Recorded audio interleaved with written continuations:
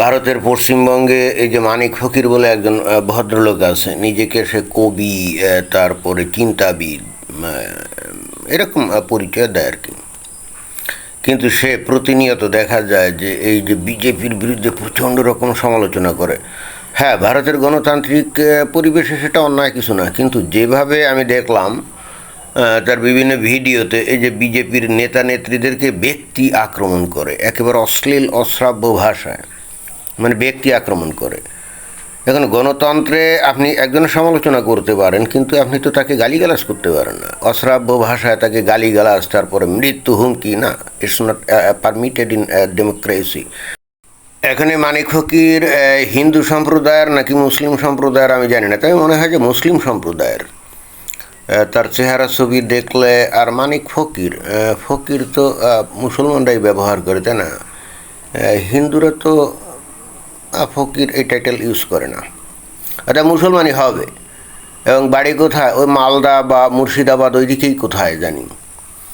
তো এখন গণতন্ত্রের সুযোগ নিয়ে সে কিন্তু একেবারে মানে সীমা অতিক্রম করে। তো এইভাবে তৃণমূল কংগ্রেসের আমলে ব্যাপকভাবে এরকম সমালোচনা করতো, এবং ওই ইলেকশনের সময়ও ওই একইভাবে করতো, একইভাবে এই ধরনের ব্যক্তি আক্রমণ করতো।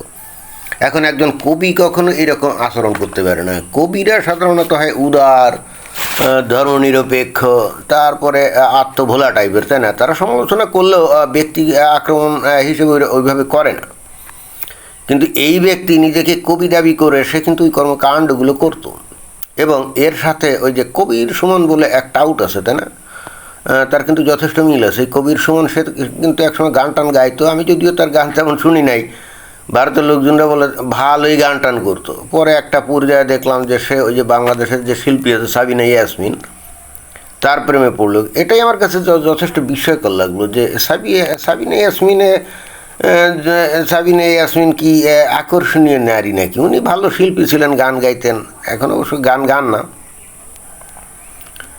কিন্তু তার প্রেমে কীভাবে পড়লো। এবং ইন্টারেস্টিং ব্যাপার হলো, আমার এখনও মনে আছে যখন এই যে প্রেমে পড়ে বিয়ে করলো, এবং তখন এই কবির সুমন, আগে নাম ছিল কি সুমন চট্টোপাধ্যায়, তাই না? তো সে কিন্তু ইসলাম গ্রহণ করে নাম নিল কবির সুমন। টাউটারের একটা সীমা থাকা উচিত। কবির সুমন মানে কি? কবির হলো যে ভারতের একজন ধর্মগুরু ছিল না, তো সে কি মুসলমান নাকি? কবির সুমন। যদিও অবশ্য কবির মুসলমানরা ওই নাম রাখে, তো ওই রকম একটা নাম রাখলো, মানে ধরি মাছ না সুই পানি, মানে এমন একখান নাম রাখলো, না হিন্দু না মুসলমান না খ্রিস্টান, মানে কি পিকুলিয়ারা নিজেরা খুব বুদ্ধিমান মনে করে। এবং ওই লোকটা শিল্পী ছিল, কিন্তু সেও দেখতাম যে প্রচণ্ড অশ্লীল ভাষায় গালিগালাজ করে। এখন কি অবস্থায় আছে কে জানে। বাট সাবিনা ইয়াসমিনকে বিয়ে করার জন্য সে ইসলাম গ্রহণ করে। এবং আমার এখনও মনে আছে, সেটা খুবই দুঃখজনক ঘটনা আমাদের বাংলাদেশের জন্য। সেটা হলো যে ওই বিয়ে করার জাস্ট কিছুদিন পরেই কিন্তু এই সাবিনা ইয়াসমিনের কিন্তু হয়েছিল, ক্যান্সার আক্রান্ত হয়েছিল। সেটা লিভারে না অগ্নাশয় না কোথায় জানি, লিভারে হবে এরকম।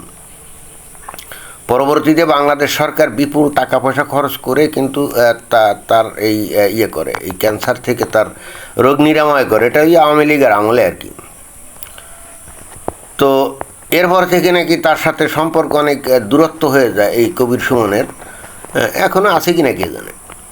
বাট এই টাউটটা কিন্তু এখনও ওই ভারতে চুপচাপ আছে, কথাটা তো তেমন বলে না। ওই ইলেকশনের কিছু আগেও তার কয়েকটা ভিডিও কথোপকথন শুনছিলাম যে প্রচণ্ড রকম গালিগালাজ করে আর কি। তো ওই একই চরিত্র কিন্তু এই যে মানিক ফকিরের। তো এখন ঘটনা ঘটছে এখানে, এই যে মানিক ফকির ওই যে ট্রেনে করে কোথায় জানি যাচ্ছিল।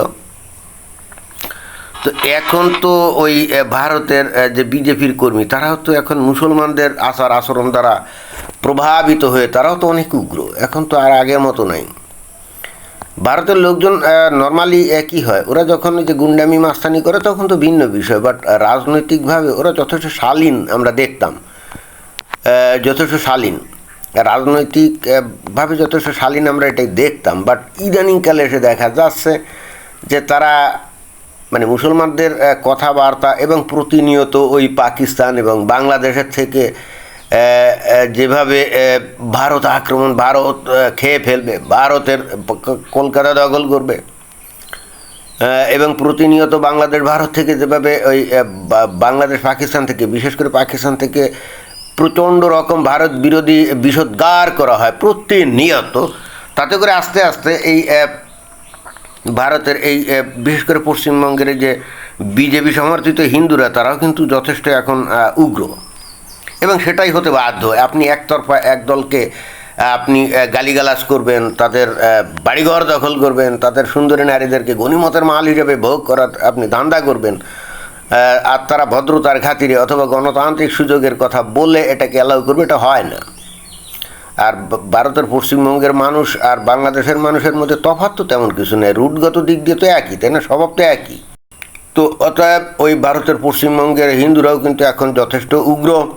এখন ওদের এগেনস্টে কথা বললে, মানে যে ভাষায় কথা বলে, যেমন বাংলাদেশের মানুষজন যে ভাষায় কথা বলে ওদের এগেনস্টে, এখন ওরাও কিন্তু একই ভাষায় উত্তর দেওয়া শিখে গেছে, এবং ওরা এটা বুঝছে যে এই সমস্ত মুমিন মুসলমানরা যে ভাষা বোঝে, তাদের সাথে সেই ধরনের ভাষায় যদি কথা না বলা হয় তাহলে তারা আসলে এটা বোঝে না। এখন মুমিন মুসলমানরা তো সবসময় উত্তেজনাপূর্ণ কথাবার্তা, হুঙ্কার, হুমকি ধামকি, এটা এই ভাষাটাই তো তারা ইউজ করে, তাই না? এখন এদের এগেনস্টে কেউ যদি ভদ্রতার প্রতিমূর্তি হয়ে ওই যে মেরেছিস কলসি কানা, তাই বলে কি প্রেম দেব না ফর্মুলায় এসে মুমিন মুসলমানদের সাথে কথা বলে, তখন মুমিন মুসলমানরা কিন্তু তাদেরকে ভদ্র বলে মনে করে না। তারা কি মনে করে জানেন? মনে করে দুর্বল, কাপুরুষ। হ্যাঁ, তারা কখনো মনে করে না না ওরা তো সভ্য, ওরা তো ভদ্র, এই জন্যে তারা উত্তেজনাপূর্ণ কথা বলছে না। জি না, এটা কিন্তু অত্যন্ত রং নোশন, বুঝছেন? মুমিন মুসলমানরা মনে করে ওরা তো কাপুরুষ, ভেরো, এবারে এক দাবড় দিলে গর্তে লুকাবে, বুঝছেন? তো মানিক ফকিরও কিন্তু এক কিসিমের লোক, এবং সে কিন্তু এই মোটামুটিভাবে বিগত বেশ কিছু কাল ধরে এই যে ভারতে গণতন্ত্র বা স্বাধীনতার সুযোগে সে কিন্তু অশ্লীল কথাবার্তা, হুমকি ধামকি এগুলো দিত। তো ভালো কথা, এখন ওই যে ওই কোন জায়গায় জানে যাচ্ছিল ট্রেনে উঠে, ব্যাস এখন ওই বিজেপির সমর্থকরা তাকে বাগে পেয়ে গেছে, এবং সে লোকাল একটা ট্রেনে উঠছিল, যেটা আমি ভিডিওতে দেখলাম। তো এখন তাকে কী করার চেষ্টা করা হয়েছে এখানে, যে বলছে মানিক ফকিরকে চলন্ত ট্রেন থেকে লাথি মেরে ফেলে দেওয়ার চেষ্টা, বিজেপিকে বারবার কটাক্ষ, মুখ্যমন্ত্রী থেকে শুরু করে দিলীপ ঘোষ আর এস কাউকেই কটূক্তি করতে ছাড়েনি এই মানিক ফকির। তো এখন স্বাভাবিকভাবে ভারতে বসে ভারতেরই মানে হিন্দুত্ববাদীদের এগেনস্টে যদি ভদ্রভাবে সমালোচনা করে তাহলে তো এটা গ্রহণযোগ্য, বাট সে তো ভদ্রভাবে করতো না, তো কাহা তাক সহ্য করবে? বাংলাদেশে বসে বাংলাদেশে এই যে জামায়াত ইসলাম অথবা হেফাজত ইসলাম, তাদের বিরুদ্ধে যদি আপনি মানে কঠিন কর্কশভাবে, নির্মম নিষ্ঠুর অশ্লীলভাবে আপনি যদি সমালোচনা করেন, আপনাকে কি এই তৌহিদি জনতা ছেড়ে দিবে? রাস্তায় পাইলে পিঠটা একেবারে ছাতু করে দিবে। সেই দিক দিয়ে হিসাব করলে মানিক ফকির তো যথেষ্ট সৌভাগ্যবান, তাকে তো ওইভাবে পিঠে ছাতু করে দেয় নাই, তাই না? এখনো পর্যন্ত দেয় নাই, তবে ইদানিং মনে হয় যে মুখটুকে একটু সামলে কথাটা বলে। তো যাই হোক, তবুও আমাকে বলতেই হবে যে এইভাবে চলন্ত ট্রেন থেকে লাথি মেরে ফেলে দেওয়ার প্রচেষ্টা, এটা অন্যায়, এটা করা উচিত না, এটা কোনোভাবেই গ্রহণযোগ্য না। তাকে হয়তো ধরে এক জায়গায় করা উচিত ছিল যে আপনি এতদিন যে এই গণতন্ত্রের সুযোগ নিয়ে আপনি একজন মুসলমান হওয়া সত্ত্বেও হিন্দুদের বিরুদ্ধে এইভাবে ব্যাপকভাবে আপনি মানে করছেন, অশ্লীল কথাবার্তা বলছেন, এখন আপনাদের সম্পর্কে যদি একই কথা বলা হয় তাহলে কী হবে বলেন? একটা ডায়ালগ হওয়া উচিত, ভদ্র সভ্য জগতের ডায়ালগ এটা হওয়া উচিত। তবে ওই যে আমি আবারও বলি যে এরা তো আসলে ভদ্র ভাষা বোঝে না, এরা বোঝে উত্তেজনাপূর্ণ যুদ্ধংদেহী ভাষা। তো এদের বিরুদ্ধে সেই ভাষাই আসলে প্রয়োগ করতে হয়। এই যে আজকে যেমন ধরেন যে চলন্ত ট্রেন থেকে লাথি মেরে ফেলে দেওয়ার যে প্রচেষ্টা করা হলো না, তাতে করে কিছুটা সে শিক্ষা পাবে, যে তাকে মনে হয় যে একটু ভদ্রভাবে চলতে হবে, আর সমালোচনা করতে গেলেও মনে হয় যে গণতান্ত্রিক রীতিনীতি অনুসরণ করেই করতে হবে। তো দেখা যাক সে কী করে ভবিষ্যতে। যদিও এখন বিজেপি যেহেতু ক্ষমতায় চলেই আসছে, এখন তো মনে হয় না যে উত্তেজনার কথা বলবে, বরং আরও শুভেন্দু অধিকারীকে হয়তো প্রশংসাও করতে পারে। মানে এরা হলো শক্তের ভক্ত, নরমের জম। ধন্যবাদ।